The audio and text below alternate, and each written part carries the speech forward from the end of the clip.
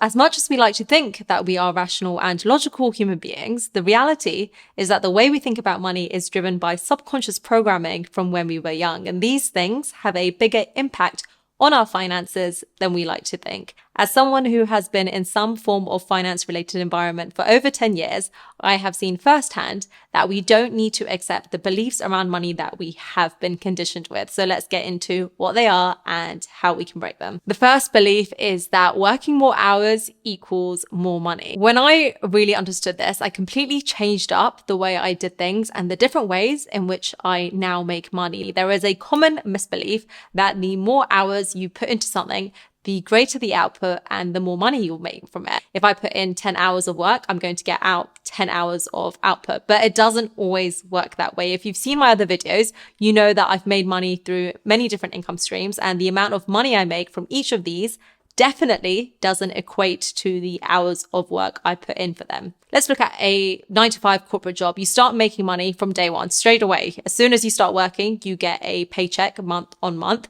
And the moment you stop working or the moment you stop putting in your time, that paycheck stops coming through. So in this case, the hours you put in reflects the output and the money you make from it. But there are also other streams of income where your output isn't reflective of your input and it doesn't rely on you trading your time. So looking at the creator economy, and more specifically one that I am familiar with now, which is YouTube. This is one that initially I was putting in hours and hours of work for every evening and every weekend, and I didn't see any output in return. I didn't make a single penny from it. However, fast forward a year, and even though I'm putting in less hours than I would have in a corporate job, I made more in the last 4 weeks than I have in 4 months working for an organization. So there are different ways you can make money outside of a 9-to-5 corporate job where it doesn't rely on you trading your time to make money. And I do want to be really clear here. I know there's a common message about quitting your job and following your why, but I don't think we should discredit the fact that working a 9-to-5 or an 8-to-8 or a 10-to-10 or whatever it is,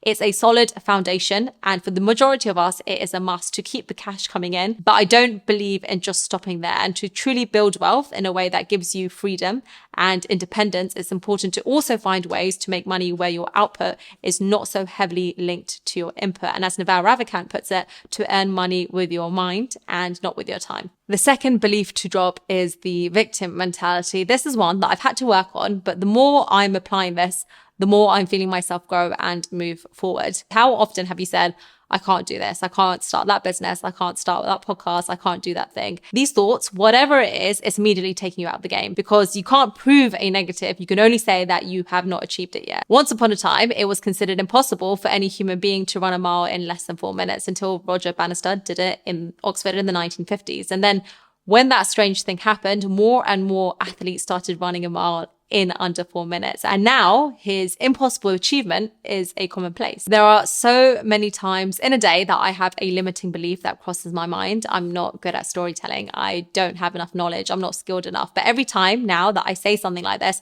I consciously add the word yet to the end. I don't have enough knowledge yet.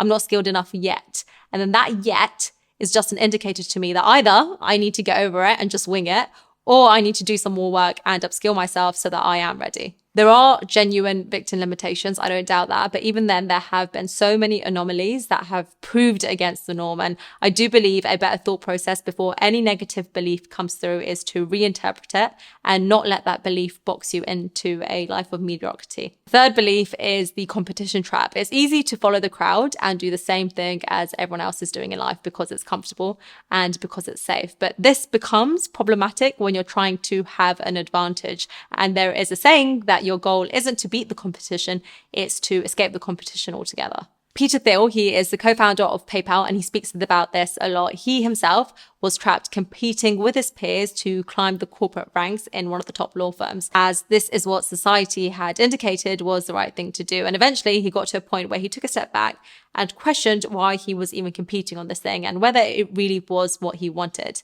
When he did that, he realized that this type of conventional competition was trapping him down a path that he didn't even want to go down. And eventually he reassessed his direction and pivoted to establish one of the largest companies in the world. Competition can be in the form of applying for a specific job because everyone else is. It can be through going for a promotion because everyone else is. It could mean making money through a specific side hustle because that's what everyone else is. It's easy to follow the crowd and get swept up with where the competition is. And when you compete very intensively, you can also be good at the thing that you're competing on, but you need to ask yourself enough critical questions along the way and ask yourself, is this even me? And I know the importance of this because I've been there, and you can lose yourself if you go too far down this path, because we may find that actually copying people around us and their desires and what society is telling us is the right path might actually just be swaying us off the track that we should be on. And I truly believe to escape competition is to be authentic to yourself, understand what your core skills and strengths are, what you stand for, and then build and market something that's just an extension of who you are. Then no one can compete with you. You've just invented a whole new game. The fourth self-limiting money belief is thinking that money is evil. In the book, Master the Game by Tony Robbins, Robin writes that having limiting beliefs around money and emotions towards money can prevent you from making it.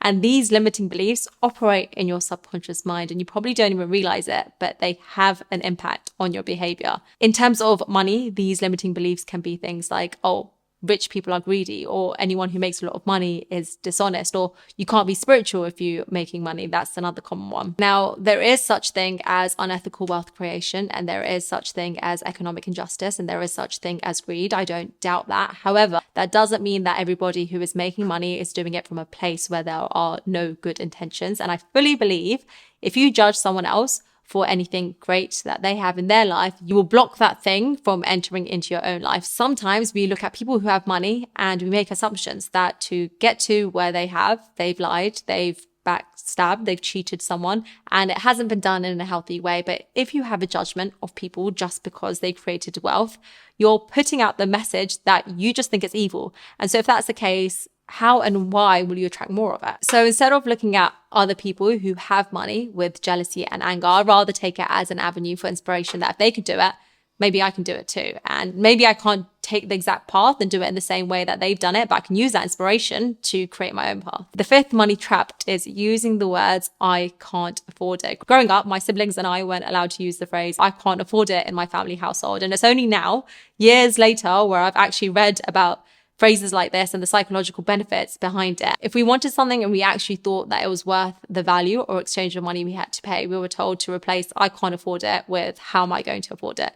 Telling yourself that you can't, that money is too scarce, or that the game is rigged only causes you to feel disempowered and to become complacent about your finances instead of thinking about ways to structure it and make more. Mindset is so important, and it actually just takes a matter of understanding and examining these thoughts and then reprogramming your mind for success. So these are some beliefs that I am dropping ASAP to build wealth in a way that gives me freedom. If you like this video, you may also enjoy another one that I have made on how I hit 6 figures by the age of 24, and I'll link that here for you. Thank you for watching. Don't forget to subscribe if you haven't already, and I hope to see you in my next video.